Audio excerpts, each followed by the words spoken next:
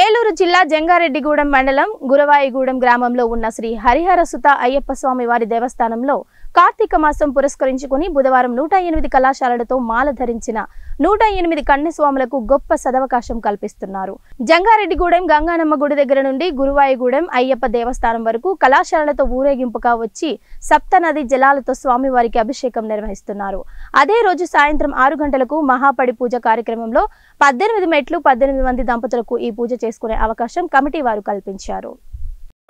హరిహర సుత శరణయ్యప్ప జంగారెడ్డిగూడెం మండలం గురవాయిగూడెంలో వేంచేసి ఉన్న హరిహర సుత అయ్యప్ప స్వామివారి దేవాలయంలో మరి కార్తీక మాసం పురస్కరించుకుని అనేకమైన పూజా కార్యక్రమాలు జరుగుతున్నాయి.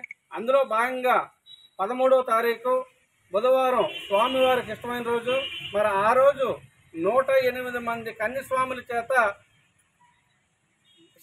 జంగారెడ్డిగూడెం గంగానమ్మ అమ్మవారి ఆలయం దగ్గర నుంచి వావర స్వామిని దర్శించుకొని అక్కడి నుంచి మేళ తాళాలతో ఊరేగింపులతో స్వామివారి నామస్మరణతో జంగారెడ్డిగూడెం పాదయాత్రగా రావటం జరుగుతుంది. అనంతరం స్వామివారి మూల విరాట్కి సప్తనది జలాలతో అభిషేకం జరుగుతుంది.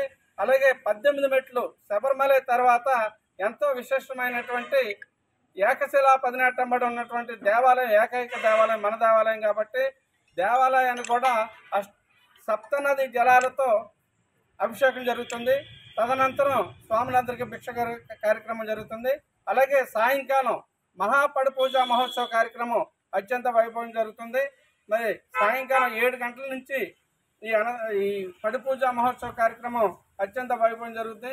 ఈ కార్యక్రమానికి 18 మంది జంటలతో ఎంతో వైభవంగా ఈ కార్యక్రమాన్ని నిర్వహించడం జరుగుతుంది. మొట్టమొదటిసారిగా మరి స్వాముల కోరిక మేరకు 18 మంది జంటలను తీసుకుంటున్నాం. ఆ 18 మంది జంటల చేత 18 మెట్లకి